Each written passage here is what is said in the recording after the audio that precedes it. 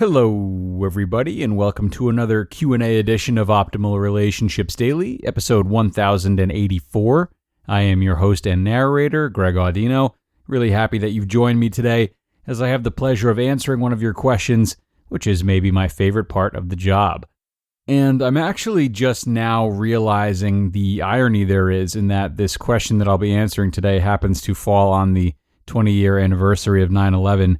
Obviously, it's an emotional day. It's a day of remembrance for many people, not just Americans. And the question I've received is actually a bit of an opinion question about relationships all over the world.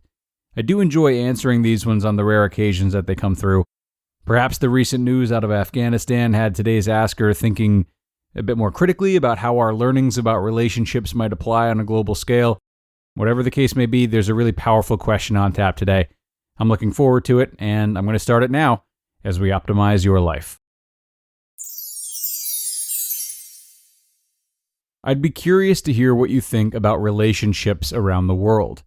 Thinking about international relations, for example, it's hard to tell if they're getting better or if they're getting worse. What's going right now and what's going wrong in terms of interaction? Easy one, huh? Thank you for sending this in, Asker. Definitely feeling on the hot seat a little bit, but it's when I come alive. No, really though. A question like this is so layered, and when I really think about how to answer it, I feel as though there are so many different routes you could take here, so many different focal points, so many different places to start. Like, there's just not one single way of approaching it. The lists of good and bad can go on, and then the arguments as to how you can label each item as good or bad would really take you down a black hole. I would say, for me though, I'm compelled to approach it by looking at it through the lens of acceptance, being able to accept others. That's just such a crucial part of relationships. It's really the backbone of relationships. So, like, if your husband is cheating on you, accepting that about him, even if it means the relationship itself is going to end, is of huge importance, right? Our ability to accept others is much greater than how we label the relationships we have with them. Like a woman who accepts her husband's infidelity, yet also decides she wants to end the marriage, still does not end her relationship with this man. It just changes. They aren't married anymore. They still have a relationship. And with acceptance, the relationship has at least a shard of peace and understanding. Whereas without acceptance, even if they stay together, the relationship suffers a lot more.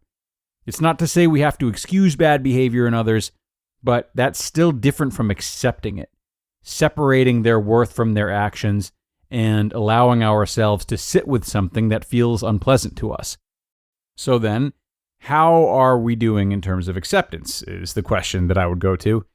Well, seemingly we're doing okay. It looks good on the outside, at least. Let's break it down, though. I would say with confidence that anyone who believes we're trending in the wrong direction is definitely mistaken. It's virtually inarguable that we are living in the best time we've ever lived in when it comes to equality and the embracing of those who are different, which to me are pretty good measures of acceptance. We've always trended upwards in this direction, too. Are there backward steps along the way? Of course there are. But over the long term, acceptance as a whole has only gotten stronger, and it will continue to do so. There have been huge strides in society's general ability to embrace minority groups of all kinds. There's an increasing emphasis on mindfulness and vulnerability. And the power in doing all of this is more and more believed in, which is great. So, to answer your question about what's going wrong, or why there isn't full acceptance and what stands between that and the point we're at now, I would say it's probably the obsession over it. Like the same way you'll be hard-pressed to find happiness if you obsess over being happy, you'll be hard-pressed to accept others if you're obsessed with everyone accepting everybody else. For many people right now, the desire for acceptance is colliding with the desire to fight for acceptance, to get others to accept more people. And that's a losing battle. Maybe this is where that old love your enemies passage from the Bible comes in. Because in not accepting others' inability to accept, you're not accepting them. I'll say that again. in not accepting other people's inability to accept, you are not accepting them. You're not hearing their viewpoints, you're not respecting their background, and you're not giving them the autonomy to make their own decisions. Enforcing acceptance, even though it feels like a really great cause, it only causes division, because those who are being enforced are not being accepted, thereby rapidly losing incentive to accept more themselves. And frankly, many people feel this enforcement not just through like aggressive one-on-one interactions, but also through what they believe to be maybe contrived media efforts to get people to accept others. I would argue that this would be another thing getting in the way, this manufactured type of acceptance that conveniently is also a cash cow. Skeptics can sniff these efforts out, and it only causes more friction. How much digression comes from that friction, that's hard to quantify, but again, steps backward are par for the course, and over the long term don't really prevent us from moving in the right direction, at least to me. So generally speaking, the trend towards more acceptance and therefore better relationships has happened over time and will continue to do so. The hiccup right now is the lack of acceptance towards, I guess, perpetrators or those who we don't feel are as accepting as we are. This would have to be overcome in order for there to be full acceptance. Might as well call it world peace. Will it get there? I don't think so. I know it will not. Disagreement, bias, bigotry, these things are human nature. I do believe we'll continue to make strides over the long term, but to completely eradicate turmoil isn't going to happen, and you could really make an argument that turmoil is necessary and that it's healthy. So, short answer, summary answer, what's going right is that there's more awareness and effort put towards accepting others and thus having better relationships. What's going wrong is expecting every problem to get solved and being intolerant of those who we feel are getting in the way of that mission. And Asker, thank you so much for sending this question in. Definitely sparked a good discussion, and like I said in the intro, I enjoy the different pace of these opinion pieces.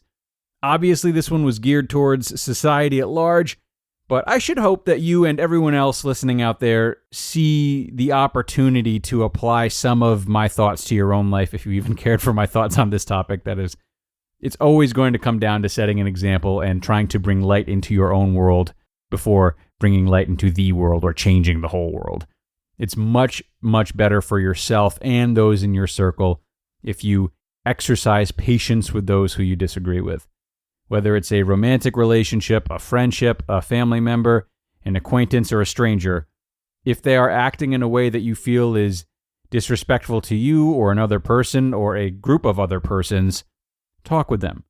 Learn about their beliefs, ask them questions, respect their story, even if you don't agree with it, and respect how they got to where they are. The more you learn from them, the more they will learn from you. Off your podium now, Greg. Off the soapbox. Time's up. Thanks again to the asker for this question, and thank you for listening to me today, everybody. Definitely a bit ranty, hopefully not too preachy. Back to your normally scheduled programming tomorrow, folks, don't worry. I'll be narrating a post from Allison Carmen, a longtime contributor and friend to the show. I think you're going to love the post, and I hope you'll join me for it tomorrow, where your optimal life awaits.